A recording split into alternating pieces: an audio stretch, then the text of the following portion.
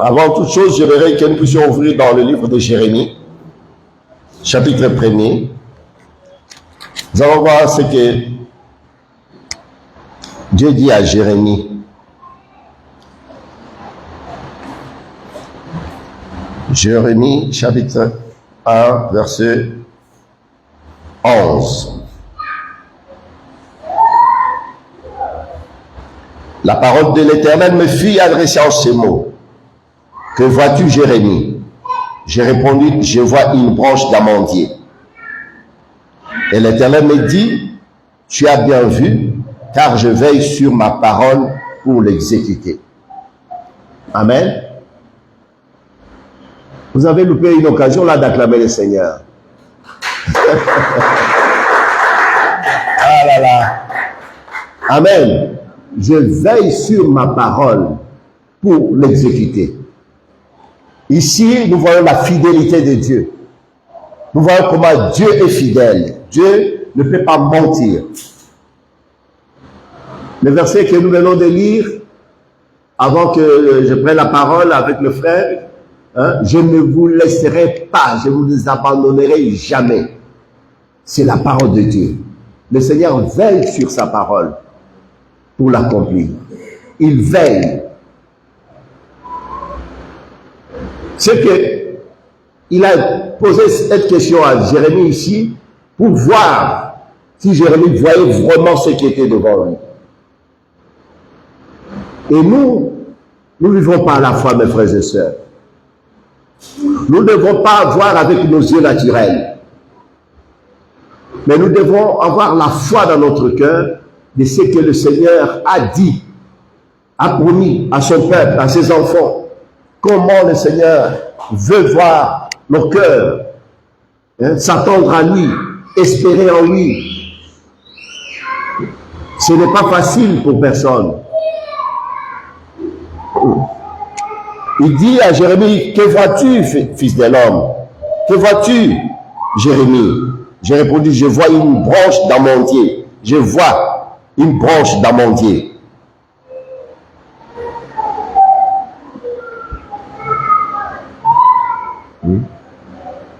Une branche d'amandier qui est symbole de vigilance. Il veille. Il veille sur sa parole pour l'accomplir. Le Seigneur veille sur sa parole. Donc ce matin, soyons encouragés que nous ne sommes pas seuls. Le Seigneur est avec nous. Le Seigneur connaît ses enfants. Hier, nous avons partagé ici avec des jeunes gens sur le jeu d'hasard. Combien on peut même manquer la foi pour aller se conformer au siècle présent. Faire comme le monde fait. Se laisser tenter aussi. Et beaucoup d'enfants de Dieu tombent dans ces pièges. Ils ne se contentent pas de ce que Dieu leur a donné. Ils veulent encore plus. Et puis c'est comme ça qu'on compromet la vérité de l'évangile. C'est comme ça. On commence à vivre selon la chair. Or, la parole de Dieu nous demande de vivre selon son esprit. D'avoir toujours son esprit qui va nous parler, qui va nous montrer que ça, c'est pas pour nous. Même s'il y a des gens qui jouent à ce jeu et gagnent des millions, mais ce n'est pas pour toi et moi. C'est pas facile. Quand tu vois d'autres personnes en train d'avancer, et toi tu es là, tu penses que Dieu t'a oublié, mais Dieu n'oublie jamais. Dieu n'oublie jamais.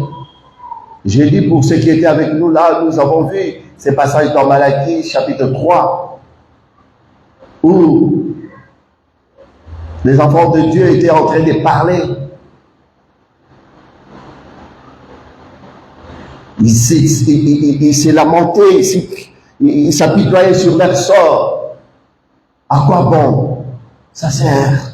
À quoi ça sert de servir ce Dieu? Et le Seigneur, après, il a dit, mais vos paroles sont rudes. Vos paroles sont méchantes. Vous êtes méchants dans vos paroles. Mais ceux qui craignaient Dieu, ils ont aussi parlé. Amen. On doit être toujours différent du monde. On doit toujours se tenir pour la vérité.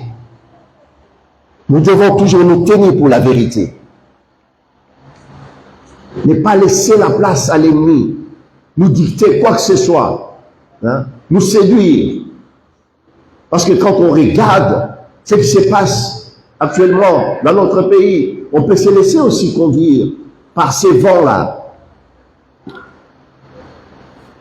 Se laisser tenter. Je vais jouer. Je vais gagner de plus. Il faut faire attention, mes frères et sœurs. Ce n'est pas notre appel. Nous devons nous tenir pour la vérité. Rester dans la parole de Dieu. Rester ferme. Ferme dans la foi. Restons fermes dans la foi. Car mon juste vivra par la foi. Oui, nous l'avons vu hier. Ce que Dieu nous a donné, c'est qu'on doit travailler pour gagner notre vie ou notre argent, je ne sais pas, nos finances. Pas autre chose. Tu dis travail, ça peut être un commerce, tu montes une affaire, tu travailles, tout ça, c'est bien. Mais n'essayons pas d'aller imiter le monde. Commencer à perdre. Il y a des gens même qui prennent même l'argent pour ils sont locataires, au lieu de payer son loyer, il va jouer. Dis-moi. Et en jouant, ce n'est pas dit qu'il va gagner tout de suite. Il perd même. Et les problèmes s'accumulent. Les problèmes s'accumulent. Il pensait qu'en jouant cet argent, que je voulais payer mon loyer, je vais gagner, mais là, il a perdu. Vous voyez? Après, on vient à l'église, on commence à pleurer. Seigneur, je n'ai pas payé mon loyer, mais le Seigneur t'avait donné. Donc, on doit faire attention, mes frères et sœurs. Ne nous laissons pas séduire par ces vents-là. Le Seigneur veille sur sa parole pour l'exécuter. Il veille.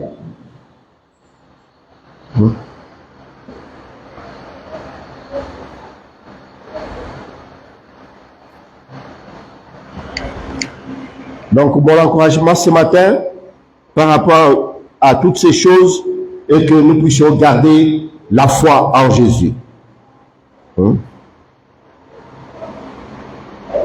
Gardons la foi. Demeurons fermes.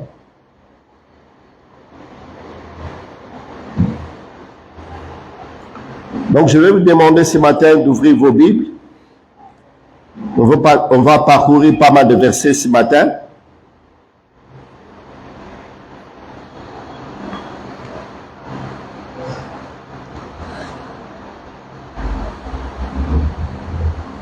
« 1 Corinthiens chapitre 16, verset 13.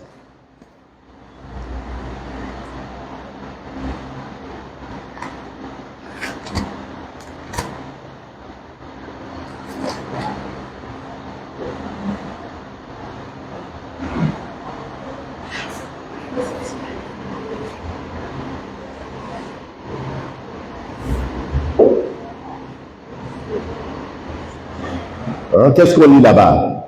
Veillez, demeurez ferme dans la foi. Soyez des hommes, fortifiez-vous.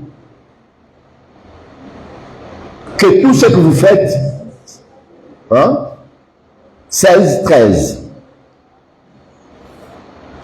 Que tout ce que vous faites se fasse avec amour.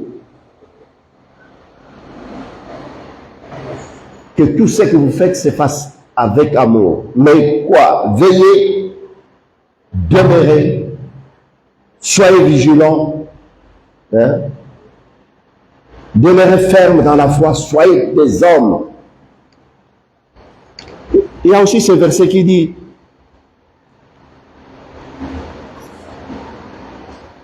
saignez vos reins. J'aimerais voir ce verset-là.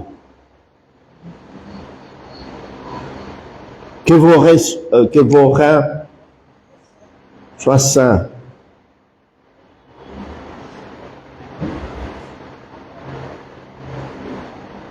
Je vais trouver ça.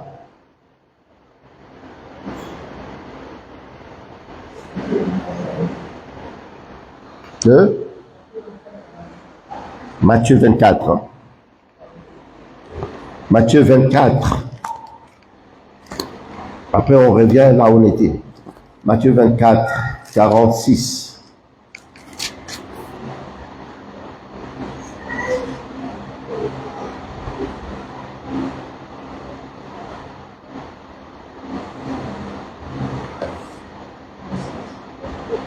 Combien? Non, c'est pas ça. Non, c'est pas ça. Attends, je vais trouver ça.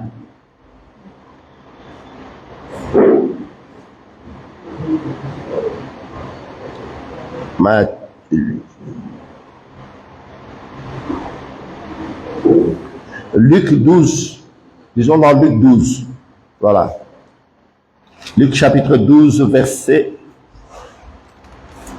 35.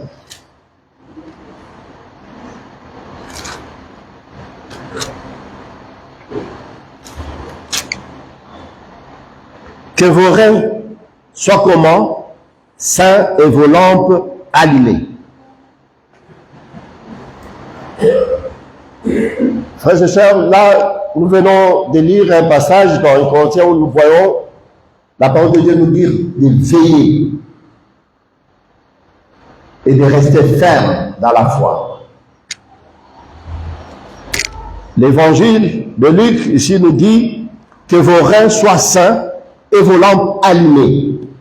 Pourquoi vos lampes allumées? Vous vous êtes déjà posé cette question, pourquoi vos lampes doivent rester allumées?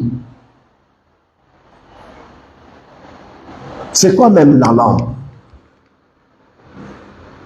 Vous vous rappelez encore de ces proverbes que le Seigneur a, cette proverbe que le Seigneur, parabole plutôt, cette parabole de 10 vierges. Il y en a 5 qui étaient sages, qui ont gardé leur lampe allumée et l'huile de réserve. Et celles qui n'étaient pas sages, on les appelle des vierges folles, elles ne voyaient pas l'importance de garder l'huile de réserve. Mais pourtant, l'ensemble, on parle de 10 vierges. C'est comme aujourd'hui, on peut parler des chrétiens, tous ensemble. Mais on doit veiller, on doit faire la différence. Que nous voyons dans le livre des Malachie qui dit, il y aura une différence entre ceux qui m'invoquent et ceux qui ne m'invoquent pas. Il y aura cette différence entre ceux qui invoquent le Seigneur, ceux qui connaissent le Seigneur, ceux qui font confiance au Seigneur, ceux qui restent fermes dans leur foi. Il y aura une différence. Le Seigneur ne peut pas se régner lui-même. Dieu est fidèle. Il dit, je reste derrière ma parole pour l'exécuter. Je suis la parole. Je ne peux pas mentir. Dieu ne peut pas me mentir. On ne peut pas venir ici tous les dimanches pour écouter des mensonges. Jésus, il dit, je suis le chemin, la vie et la vérité. C'est Jésus. Il ne peut pas mentir. Veillez.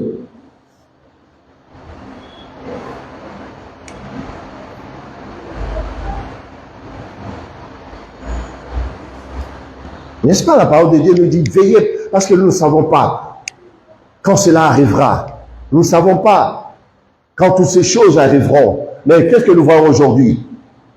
Des guerres, bruit de guerre. Hein? On parle des tremblements de terre. On parle de quoi encore? Des famines. On parle de quoi encore? Des gouvernements qui se soulèvent les uns contre les autres. Tout ça sont des signes.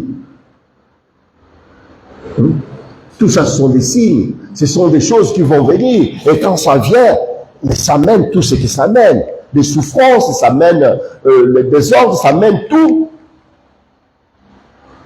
C'est pour ça que le Seigneur a posé cette question. Il dit, le Fils de l'homme, quand il viendra, trouvera-t-il la foi? Il trouvera la foi?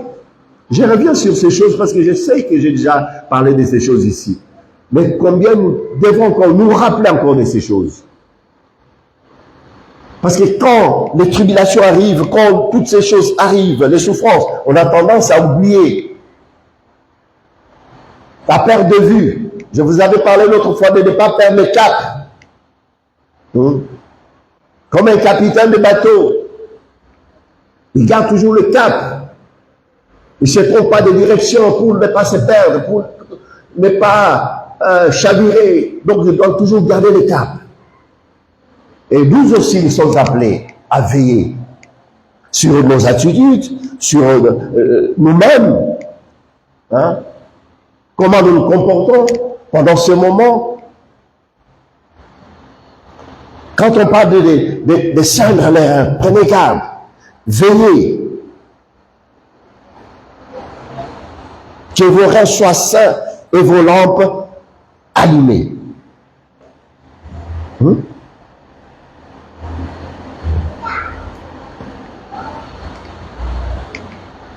C'est-à-dire, vous voyez comme je portais le pantalon ce matin, pour que ces pantalons tiennent, je mis la ceinture.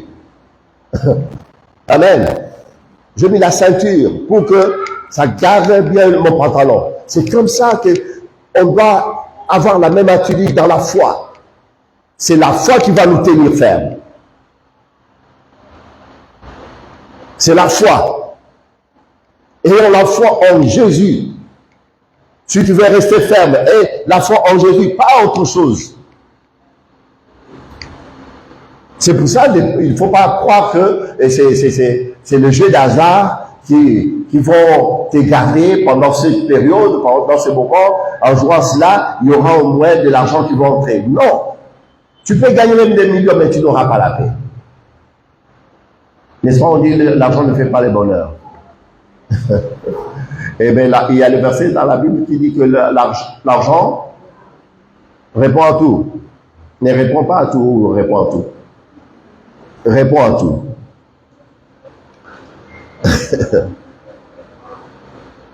Mais sachez très bien, hein, l'amour de l'argent est la racine de tous les maux. L'amour de l'argent.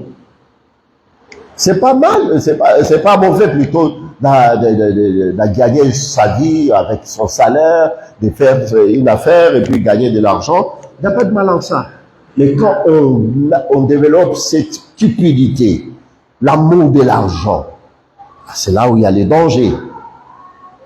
On parle bien de l'amour de l'argent. Quand on se laisse embarquer dans ce navire, dans ce bateau, nous risquons de tout perdre. Parce que la Bible dit, l'amour de l'argent, c'est la racine de tous les maux.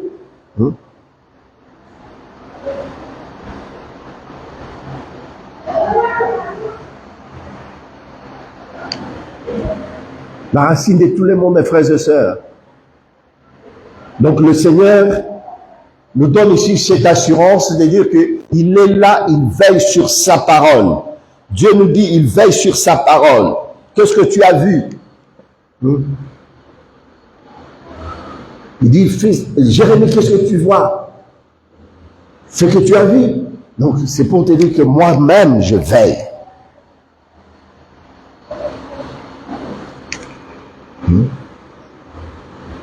Je veille.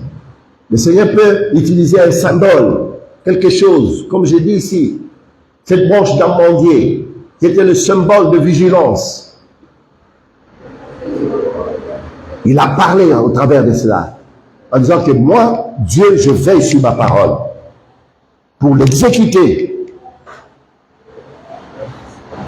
Donc il nous a promis que de vous inquiéter de rien. Et nous ne nous inquiétons pas. Oh, mais ce n'est pas normal. Comment on ne peut pas s'inquiéter vu la situation? Non, ce n'est pas ça ce que le Seigneur dit. Le Seigneur dit, ne t'inquiète pas. Ne cherche pas à savoir comment. Le Seigneur dit, ne t'inquiète pas. Ce n'est pas un homme. C'est qu'il a, il a déjà donné la réponse, il a déjà résolu ses problèmes, hein, qui te troublent, qui te tourmentent. Toi, reste dans la paix, ne vous inquiétez de rien. Ne t'inquiète pas. Vous savez, moi j'aime la parole de Dieu. J'aime la parole. Ah oui. Il y a tout dans la parole de Dieu.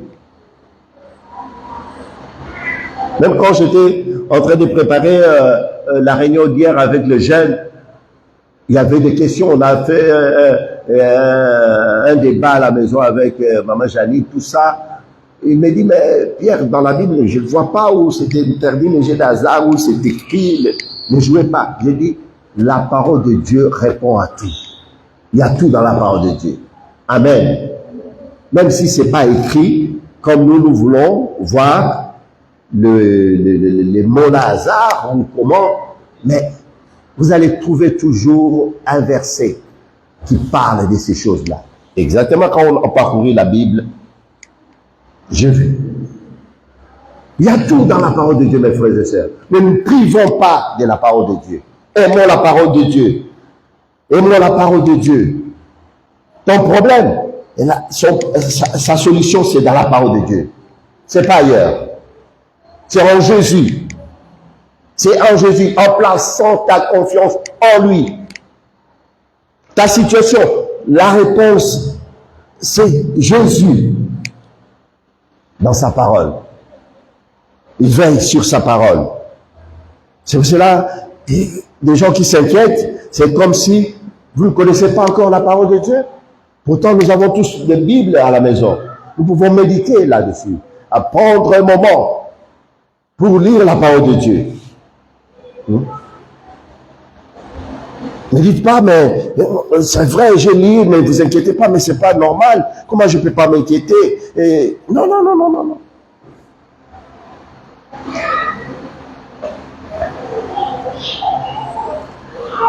Oh, Jésus est bon, mes frères et sœurs. Jésus est bon.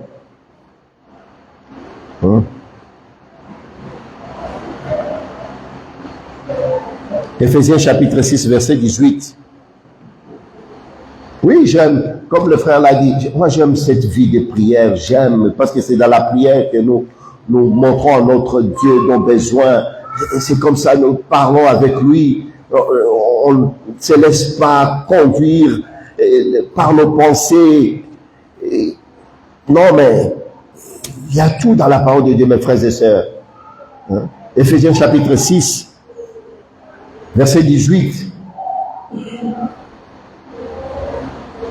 Faites en tout temps, par l'Esprit, toutes sortes de prières et de supplications. Veillez à cela avec une entière persévérance. Veillez à cela avec une entière persévérance et priez pour tous les saints. Priez pour moi, afin qu'il me soit donné, quand j'ouvre la bouche, de faire connaître hardiment et librement les mystères de l'Évangile, pour lesquels je suis ambassadeur dans les chaînes et que j'en parle avec assurance, comme je dois en parler. Ça, c'est Paul, l'apôtre Paul, qui demande, qui encourage les chrétiens à faire en tout temps,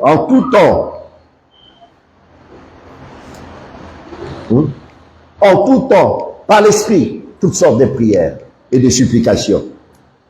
Vous croyez c'est comment? C'est au travers des situations, parce qu'ils savaient que les chrétiens vont passer par des moments difficiles. Il y aura même des moments difficiles. Et ces moments-là, spirituellement, comme je le disais, sont considérés comme des temps de ténèbres. Bien que nous vivons dans la journée, on peut se réveiller, il y a le jour, le soleil, tout ça, mais spirituellement, nous sommes dans le temps des ténèbres. où nos lampes doivent rester allumées, éclairées. La parole est là comme une lampe qui nous éclaire. Pourquoi on parle de la lampe? Quand on l'allume, c'est parce qu'il y a des ténèbres. Si on baisse cette lumière, vous allez voir même malgré la journée, mais il va faire sombre un peu. Mais la lampe doit rester allumée. Nos lampes doivent rester allumées. C'est-à-dire nous devons veiller sur nous-mêmes. Et comment? Par des prières, par des supplications, en méditant la parole de Dieu. C'est ça ce qui va faire que la lampe soit toujours allumée en nous. Les ailes. Que nous soyons toujours zélés pour les choses de Dieu. Vous savez, quand on se laisse dominé par toutes ces choses, les soucis du siècle présent, quand on se laisse submerger par ces choses, même ça nous enlève même la force de prier, ça nous enlève la force de méditer la parole de Dieu, ça enlève le goût même d'être chrétien. Or, la parole de Dieu nous dit quoi? Si vous avez goûté que le Seigneur Jésus est bon, faites quoi? Si vous l'avez goûté qu'il est bon, qu'est-ce que la parole de Dieu dit? Approchez-vous de lui. Approchons-nous de lui. Pierre vivante.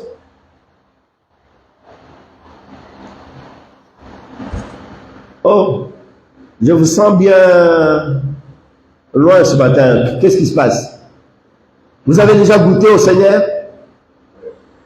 Ah, amen. Il est bon, n'est-ce pas?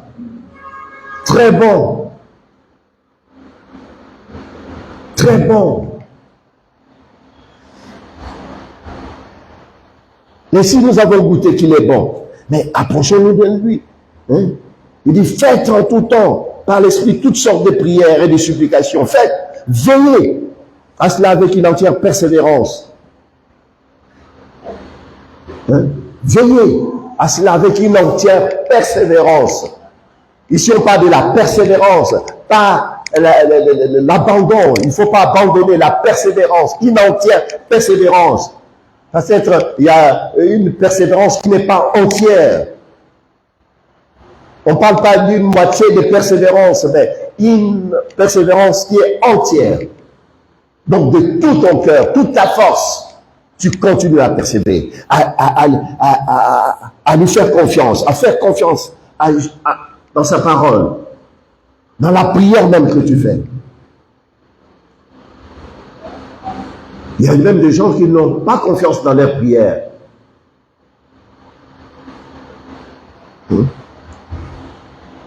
avez prié, vous devez rester là-dessus, vous veillez jusqu'à l'accomplissement, vous attendez la réponse du Seigneur dans la paix, dans la joie, parce que le Seigneur va vous nourrir, va vous remplir plutôt de toutes ces choses. Il va mettre la paix dans votre cœur, il va mettre la joie dans votre cœur.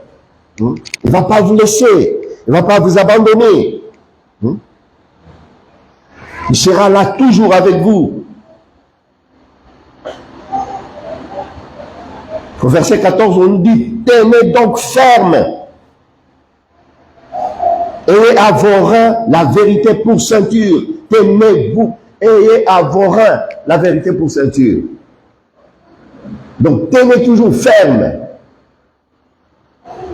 Et frères et sœurs, nous pouvons parcourir toute la Bible. Vous allez voir que cette parole va revenir plusieurs fois. Depuis l'Ancien Testament, en commençant dans l'Ancien Testament jusqu'à l'Apocalypse, vous allez voir le Seigneur qui encourage toujours son peuple. Prenez courage. Ne craignez pas. Tenez ferme. Restez ferme. Restez dans la foi. Vous croyez que c'est pour rien? Non. C'est parce que vous savez qu'il y aura des temps difficiles. Et ce moment-là, beaucoup de gens ont tendance d'abandonner, de se fatiguer, de casser la pause et commencer à observer les trains en train de passer. Non. Quand tu as déjà mis ta main sur ce charrue, à la charrue, ne regarde pas en arrière. Amen. Ne regarde plus en arrière. Tu as déjà mis ta main à la charrue. Continue. Ne te fatigue pas. Ne regarde plus dans les naturels. Ne regarde plus avec tes yeux naturels.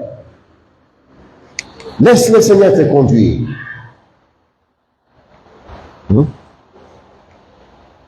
Hier, avec les jeunes, nous avons vu que lorsque nous appartenons au Seigneur, notre corps ne nous appartient plus. Notre vie ne nous appartient plus. Depuis le jour où nous avons accepté le Seigneur Jésus-Christ comme notre Seigneur, notre Sauveur, notre vie ne nous appartient plus. Elle appartient au Seigneur. C'est pour cela que nous ne pouvons pas décider du jour au lendemain comme ça de faire ce que nous voulons. Être chrétien, ce n'est pas faire ce que je veux. Oh, mais Papa Cham, nous sommes libres, je suis libre. Mais être chrétien, tu as oublié?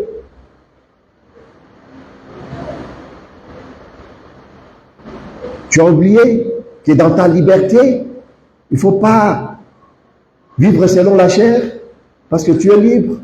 C'est-à-dire tu vas écouter la voix de l'Esprit. Je dois écouter la voix de l'Esprit. Je dois entendre sa voix. Cette voix qui me parle. Les doux murmures là de sa voix, quand il me parle, avec ce doux murmure, je dois entendre sa voix. C'est une voix qui parle toujours dans notre cœur. La voix de la raison. C'est le Seigneur qui nous parle.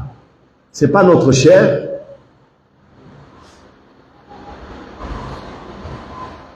Tenez donc ferme.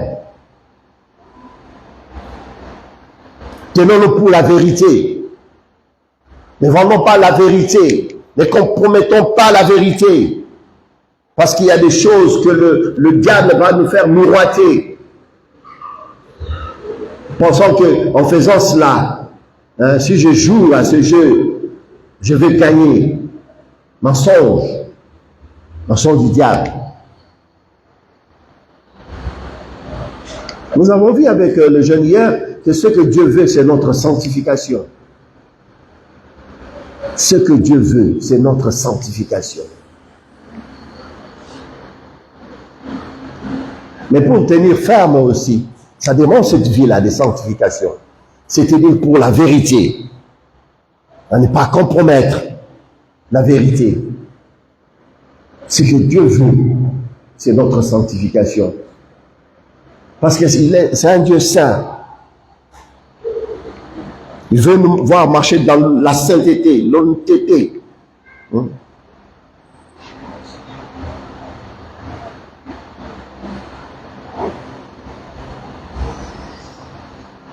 Faites en tout temps, par l'Esprit, toutes sortes de prières et de supplications.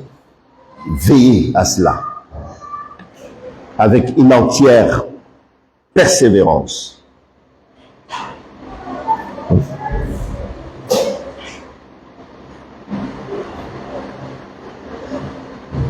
Et l'apôtre Paul, lui, il avait vu l'importance quand les chrétiens prient. Ils ne vont pas prier pour eux-mêmes, ils vont prier aussi pour leur pasteur, leur prédicateur de la parole. Ils prient, il faut prier pour ceux qui vous annoncent l'évangile. C'est pas facile. Parce que ceux qui annoncent l'évangile sont plus exposés. Ils disent des choses, mais ils doivent le vivre aussi.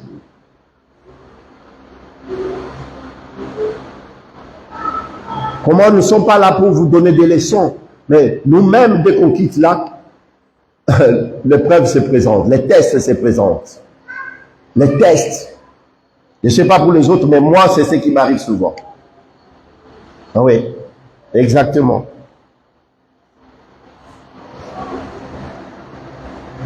C'est pour ça qu'on doit prier. On doit prier pour eux. Ils vivent avec vous dans ce monde. Nous sommes tous dans ce monde. Il y a des tentations. Il y a beaucoup de choses aussi. Mais Paul dit, priez pour moi. Priez. Dans vos prières, quand vous priez, priez pour vos responsables. Priez pour ceux qui vous annoncent l'évangile. Priez. Faites toutes sortes de prières avec des supplications. Vous voulez que je vous explique encore les supplications, c'est quoi? Hein?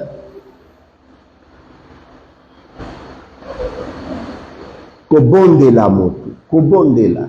Hein? Lingala babenga quand kobondela. Hein? Losambo. Osai losambo moko ozo bondela. C'est-à-dire tu supplies quelqu'un. Hein?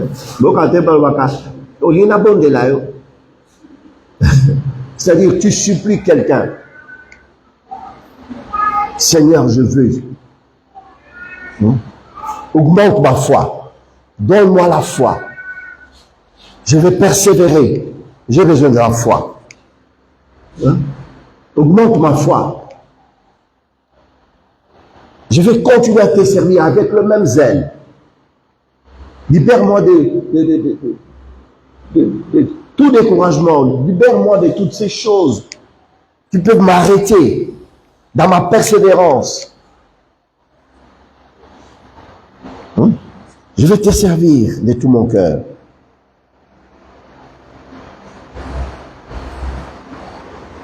Alléluia.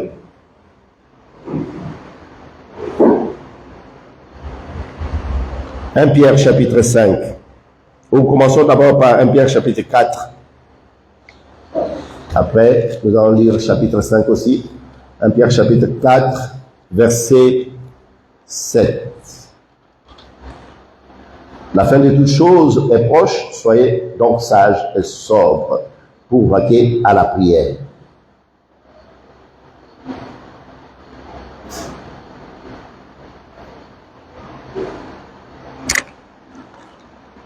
La fin de toutes choses est proche.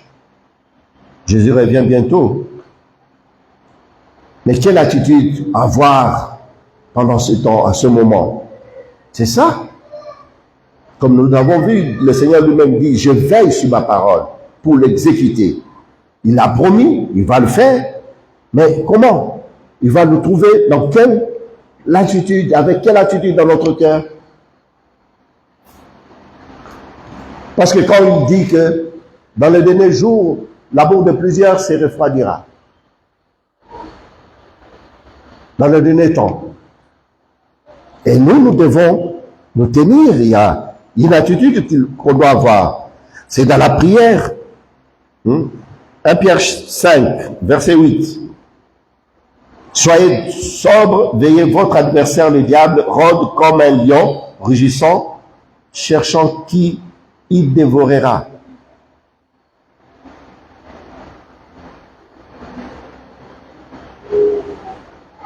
Ça, c'est notre ennemi.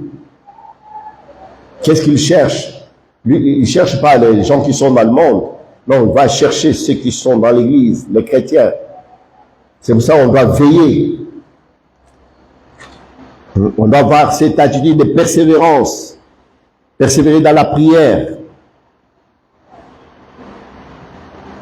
Nous devons faire en tout temps, en tout moment, toutes sortes de prières.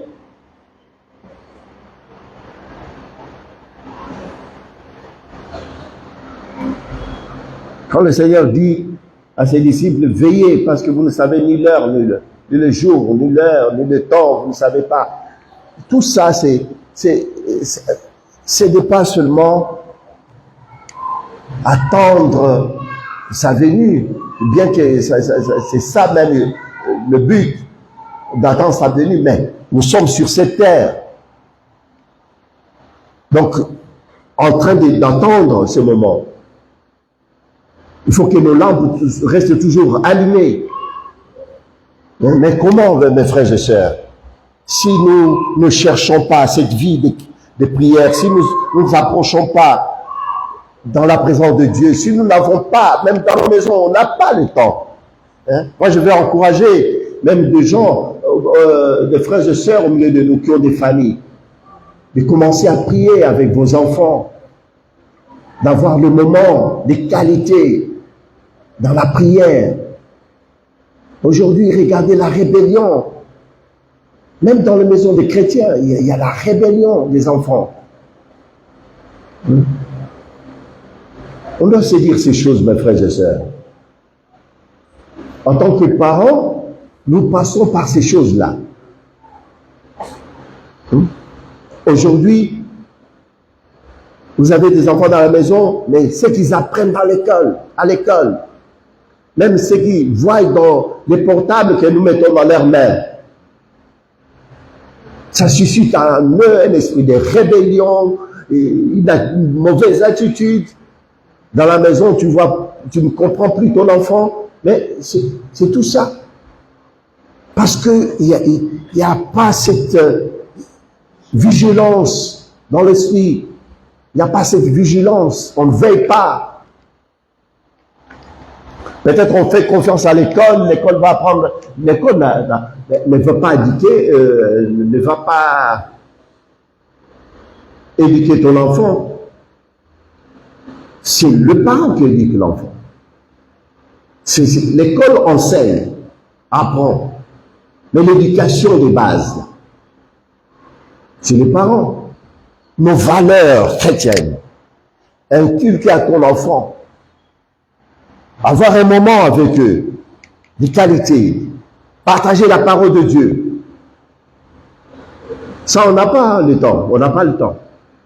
Mais on a le temps de les laisser comme ça.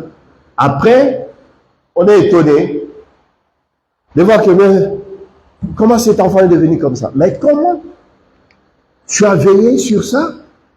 C'est notre responsabilité en tant que parents. On doit veiller. Je ne sais pas pourquoi je vous dis ça. C'était pas préparé. Comme d'habitude, je ne prépare pas. Je me dis la parole, mais le Saint-Esprit interpelle les parents ce matin. Arrêtons d'être émotionnels avec nos enfants. Arrêtons d'être émotionnels. Si tu ne le fais pas, personne d'autre ne le fera à ta place. C'est à toi d'instaurer, si tu es chef de famille, d'instaurer cela dans ta maison. Parce que c'est la responsabilité que tu as reçue du Seigneur. C'est notre responsabilité de bien élever nos enfants. Surtout si nous aspirons à cette charge de devenir évêque, donc pasteur, ancien. C'est notre responsabilité de bien éduquer nos enfants. Ça fait partie de notre témoignage. Et ça, c'est très important. Même si tu n'aspires pas à ça. Mais dans ton cœur, tu dois toujours prier pour que ta maison soit une maison de prière. Amen. Amen. Les parents, je ne vous entends pas là. Amen. Voilà. Donc, c'est ça, mes frères et sœurs. Ça va nous faciliter beaucoup de tâches, beaucoup de choses. Ça va nous faciliter la tâche plutôt quand nous remettons nos enfants, nos maisons entre les mains du Seigneur. Et que le Christ lui-même soit le chef de notre famille. Parce que le Christ, c'est le chef de l'homme. L'homme est le chef de la femme, bien sûr, mais c'est le Christ qui est le chef. Le boss. Qui le règne dans nos maisons. Qu'il y ait la paix dans nos maisons. Vous savez, on entend la parole de Dieu. Mais on doit aussi changer notre manière de les servir. En commençant dans nos maisons. Comment on le sert. On voit l'enfant qui commence à mal se comporter, mais on ne comprend pas. Mais tout de suite, on ramène l'ordre dans la maison. On doit veiller, parce que c'est notre responsabilité. Je ne dis pas ici d'être légaliste. Non. On doit le faire avec le cœur du Seigneur. On doit laisser se conduire par l'Esprit du Seigneur. C'est le Saint-Esprit qui va nous conduire sur cela. Je ne dis pas ici d'arrêter un jour ou comment, mais quand vous allez vous laisser conduire, même si l'Esprit vous conduit maintenant que vous arrêtez un jour, c'est vous, mais soyez libres dans tout ce que vous faites. Mais sachez que ce matin, l'Esprit insiste pour les parents de mettre de l'ordre dans leur maison par rapport aux enfants. Aujourd'hui, nous vivons des moments très, très critiques spirituellement quand on voit ce qui se passe dans ce monde. Hier, on a parlé avec des jeunes ici, mais on a parlé de fornication, de pornographie.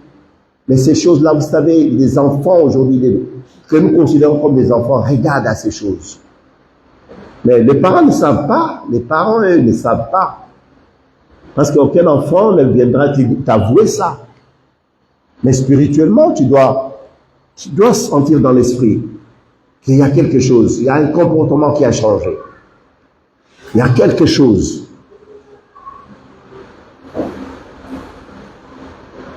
Moi, je vous parle de mon expérience, de ce que j'ai vécu avec mes enfants. Donc, je veux ici vous parler, il ne faut pas, oh mon bébé, ma chérie, mon chéri. Il faut veiller. Amen. Gloire à Dieu. Donc, frères et sœurs, ce matin, je crois, tout ce que nous pouvons faire, nous le faisons pour le Seigneur. Pour le Seigneur. De tout notre cœur. Si nous sommes zélés, nous sommes zélés pour lui, pour son royaume. Si nous persévérons pour lui. Pourquoi? Parce que nous savons que lui, il ne va pas nous abandonner, il ne va pas nous laisser, il va nous équiper. Même pour tout ce que nous venons de dire, c'est le Seigneur qui va nous équiper. Il va nous donner la sagesse, l'intelligence, comment éduquer nos enfants, comment leur montrer les chemins, avec le cœur du Seigneur. Il ne faut pas qu'ils ressentent comme une dictature, une sorte de dictature, quelque chose. Non, mais qu'ils ressentent toujours le cœur du Seigneur derrière ça. Même si on est dur, mais qu'ils ressentent le cœur du Seigneur. C'est ce qui va les changer, les toucher.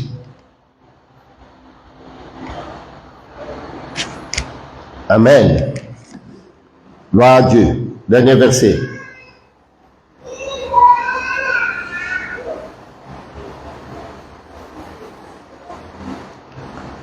Alléluia.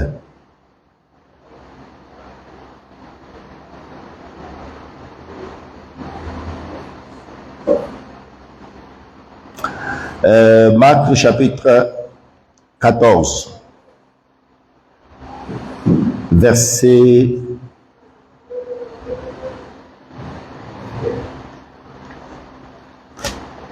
Marc chapitre 14, verset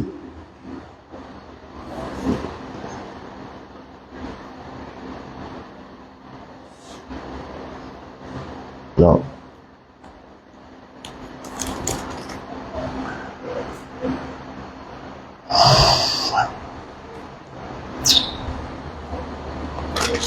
Ah, j'étais dans 12, oui. 14, 37. 14, verset 37.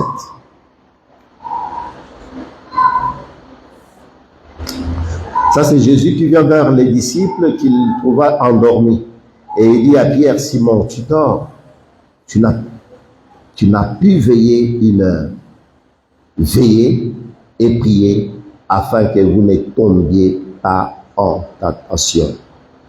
En tentation. L'esprit est bien disposé, mais la chair faible. L'esprit est bien disposé, mais la chair est faible. Nous connaissons, pour ceux qui lisent leur Bible, nous connaissons cette histoire, ce qui était arrivé. Jésus était parti à la montagne prier avec ses disciples. Et il s'est éloigné d'eux pour aller prier quelque part seul. En revenant, il revient, il trouve Pierre en train de dormir avec d'autres disciples. Il dit, Pierre, tu dors. C'est pas le moment de dormir. Veillez. Il trouva endormi et il dit à Pierre, Simon, tu dors. Tu n'as pu veiller 1 heure. Ici, je ne pense pas que le Seigneur voulait dire qu'il faut prier 1 heure par jour, 1 heure. Non, non. C'est une attitude qu'on doit avoir dans notre cœur. Parce que la parole de Dieu nous montre toujours, prier sans cesse. Prier en tout temps. Prier. Donc, la prière, c'est comme notre souffle. C'est comme un souffle. Comme là, nous avons besoin de ce souffle pour vivre, pour respirer. C'est ça, la vie d'un chrétien. On ne peut pas oublier la prière. On ne peut pas. C'est ce que le Seigneur voulait montrer ici. Tu veilles, mais ce qui va te tenir là, c'est la vie, cette vie-là, des prières. Tu ne peux pas te résister comme ça, parce que tu es fort, parce que tu te connais que tu es fort. Non, tu te trompes. On a besoin de venir devant son trône de grâce.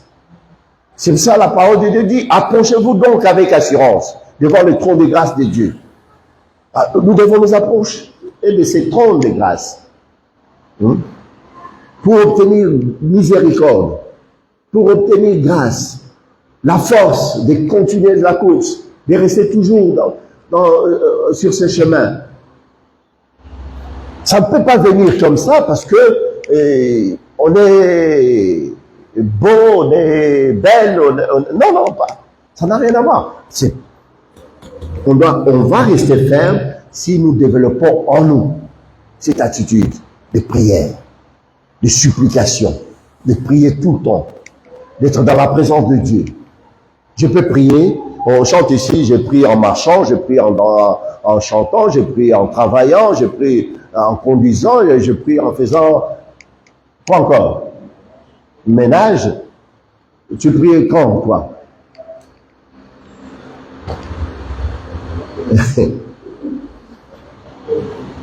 Hey, le Seigneur, lui, il nous a donné cette possibilité-là, de prier en tout temps.